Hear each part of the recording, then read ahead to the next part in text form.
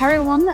We are here at EWC Riyadh, and I'm with three legends of esports, Firius, Lilun, and LB. We are going to have a nice chat and a good interview. So let's get started, shall we? Thank you so much for joining me. First question: can you just tell us about your everyday life, LB and Lilun? You want to go first, or I go? Go ahead. Okay. Well, usually the question I get the most is, how does it work with time zone? And for me, actually, it's quite simple. We play so late in the day for the scrims because the match are usually late in the evening. So our day in EU time zone starts very late, which makes for me, I almost have a normal day. So I wake up at around 7 a.m. We start working at maybe 8 to 9 a.m. Okay. Then it goes for the whole day until my 4 p.m. So it's basically just a normal day. We have breaks to eat and so on, but as far as schedule goes, it's very healthy one, actually, for esports. 7 a.m. Holy.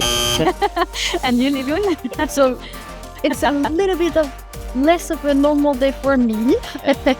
I wake up around 4 a.m. Have my coffee, step outside for a little bit, wake up, and then start working. I like to see it as an opportunity. Like I like to use that time zone difference as a tool. Okay. To be able to start my day with, scrims and, practice right away. And then after that, being able to take a break, review it. I have free time in the afternoon to be able to review it, work on recurrences and stuff, and also potentially with Helby as well, since he also is, he can stay up late basically. So I like to see it as a tool and as something convenient. No, that's nice to hear. Usually when we talk about time zones, it's usually something that's very bad. So if you manage to make it a strength, it's actually impressive. Second question, it's for you, Laurie. How do you come up with strategy? For example, like how many pages of strategy book do you have? Do you use it on a regular basis? How do you work, basically? There's a lot of variety in the way we come up with strats. Rather, I come up with strats, setups, rather we work on it all together. I work on it with Helby. With only one player. There's a lot of differences, like possibilities, and it depends on like ideas. I like to make sure everybody is open on the team to themselves look for new ideas. Okay. But myself, I'll focus on innovation, try to go look for or think about things that the other elements of the team wouldn't think about, and hopefully bring some, a little bit of a step back, and add variety in the way we're playing. And about the amount of strats, I would say that also pretty that is also pretty diverse. It's a lot of different rhythm on the bomb sites, and the same in attack. It's more about understanding how to do something, why to do it this way, analyzing the moments, identification, rather than just building a strat on paper and following it play by play. And do the players get to have their words as well? Like, can they suggest some things as well when you do those strats? More than being able to suggest something, I want them to suggest things. I encourage them highly to share their opinion, share their comfort as well. Working on strength, in my belief, is very important. Being able to do different things as well, so it's also important to optimize, weaknesses. But I encourage them strongly to share their ideas and look for new ideas as well. Yeah, that's very cool to know. So that's a question for you, Louis. How do you gather your analytics? How do you work? Do you watch all the games? What tool basically do you use on every day? Most of the tools are homemade, so we work with sheets or Excels basically, and it's a lot about reviewing and also collecting data that we think is important. So everything that goes from map ban to operator plays to well, the round plays, where the bomb sites are played, and so on. So it's a lot of data collecting from homemade tools, basically.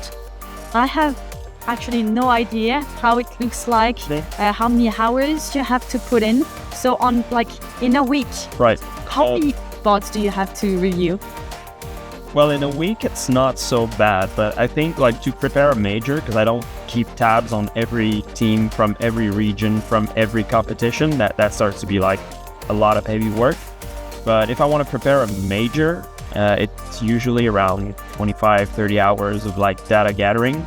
And at the same time, well, I watch a bit of the game, so I get an idea of the next step, which is going to be like reviewing VODs and seeing what teams do. So it's kind of a first pass on what the other teams are doing. And I mean, the stats that are collected are useful to, pinpoint interesting areas to look at, what map to go on, and where do I want to start my VOD review, basically. Okay. And then in those hours, you can also add the ones where I challenge him and he challenged me back. Like, hey, I would like to collect that kind of data. I would like to work on this. What do you think of this? And he comes up with, hey, I saw that. What do you think of that? That could work. And then he has to teach me how to find a way to make it work quickly, because otherwise it's like too many hours of collecting those data. So, but also in I guess in a typical week of EU League, it's like for like a game day, it's no more than like 40 minutes to an hour max if I'm being slow.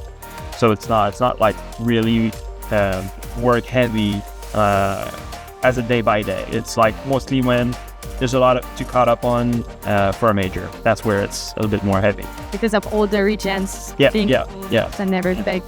I like the dynamic you guys have together. It's funny to watch. Speaking of dynamic, you guys have been knowing each other for a long time, and I remember seeing the excitement when we arrived here in Riyadh. So is it getting the day better? How, especially with you being, you've been knowing each other for a long time, and you didn't see each other for how many years now? Like, can you talk a bit about this? Yeah, maybe you want to go? I mean, yeah, that is really exciting to meet each other. I mean, that's the first time we actually worked together, so that was like actually meeting in person, because that's one of the hardest parts of the job. It's basically on the computer every day, and you don't see each other, and that's something I really miss, is seeing faces, hugging the people, and that's what I really missed about casting when I was casting before. And that was really hard with Laurie, because we basically built the processes, the relationship through the years, and not being able to see each other was like, we could sit in some pics sometime about wine sharing or stuff like that, but I mean, yeah, that was a long time to see, and that was a huge moment for us to finally meet again and actually work again in person, even though that's been quite a few months now that we shared the everyday routine. But meeting in person is always like a strong moment in the heart. So does it help to work, like how do you feel when you work in LAN or when you work at home? Like, what's the differences? I think being in person is obviously much easier than being at home on our sides, but like working remotely represents it's the majority of our time. And that's one of the reasons why I love working with Seb and with Louise, because I can really trust those people. Like it's not questionable. It's like I have 100% trust in them. I know that we can also be very frank with each other, very honest. So like when someone messes up, or when someone isn't sure about something, has ideas but wants to brainstorm, has interrogations, like we can really come up with those with each other and like be really open and talk it through and find our solution and what's going to work, what we could try. And that's really healthy. It's a very healthy work relationship. It's really nice. On top of the friendship, obviously. And speaking of friendship, you guys work, I mean, you've been knowing each other way back then even when you were players. So I mean, I wasn't there in the scene, and I just want to hear the story now. I mean, that's stage I was playing, so that was way back in time. Some of our players were just in primary school or something, so that's... I was in high school. Yeah, that was quite some time ago.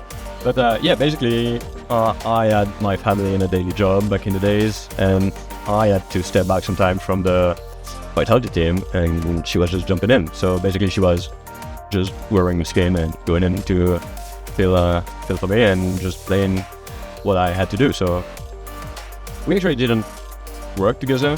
Yeah. Basically, because we didn't play that much together. That was more about sharing what I had to do with the team, and so she could replace me the best way possible so the team could actually practice. Because, yeah, back in the days I couldn't give that much in the game as I wished, but she was there for that. But it's great because it was really nice because I had to put myself in his head most of the time, and also add my own identity to, like, obviously the way I would play his roles, but also, in the balance in the team at that time, it was like really stepping in. I couldn't replace him, like I can't be him, right? But it was really interesting to try to bring that balance that he would bring to his team with my own identity, and also like he was really I think that's where it came from, the big brother kind of relationship. It started like that, I think, because he was really not sure how to say that in English, bienveillant, Bienveillant. very, Hot SLB. I'm not sure how to say that. Bienveillant. Yeah, but it works. We'll just translate it. But yeah, it was a really nice way to discover this world. Okay, sure. Okay. So there's another question for you, Louis. So Laurie is always, behind the players, and she gets to fist bump no matter what, and you have, just to watch the game and just sit here with people being annoying like us and everything. So how do you cope with this? I guess that's the hardest part of the job. It's just so stressful to have absolutely no input on anything, because at that point my work is done. I cannot interact with anyone. I cannot say anything. I'm a little bit retracted from the whole scene, and I can only watch the live feed and see like the good plays, but also the bad play. And with the spectator view, you see much more, and you can see like, oh no, it's not going well, or oh yes, it's going well, but in the moment it's not going well. It's just so stressful, and you feel powerless. It's not fun, but it's part of it. Yeah, it's part of it for sure. I think we covered everything. Is there any fun or cute stories you guys want to share before we wrap it up? Je vais prendre le temps, de toute façon, mais ça sera une quête. First of all, I would like to come back on why Sim joined us. Please. I want to know. I think it's very important to realize the pressure that represents, working in sport professionally for players, and, everything that it involves, and how important it is to have a good environment, making sure players have people they can come to and talk, and, making sure there is a good foundation, something solid, something, that they can rely on. Stress isn't going anywhere. You always have stress, and it is very important to have that kind of people that you can trust. And I talked about how much I can trust these guys, and that's why I love working with them so much, and that's the main reason why I think he was the best suited for that spot, that job, because you can always, you're sure that he will always be listening but also honest with you, and it's the same with our players. And he knows the game perfectly, obviously. So on top of the human knowledge, he has the industry knowledge, the game knowledge. He's just the best for this position.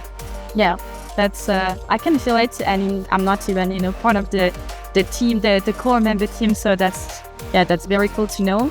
Thank you so much for this interview and your time. It was a pleasure to have some insights on what it is to be a coach, what it is to be an analyst and manager. Thank you so much. And well, that's the end of this interview. Thank you for Wolves and for EWC, and we'll see you next time.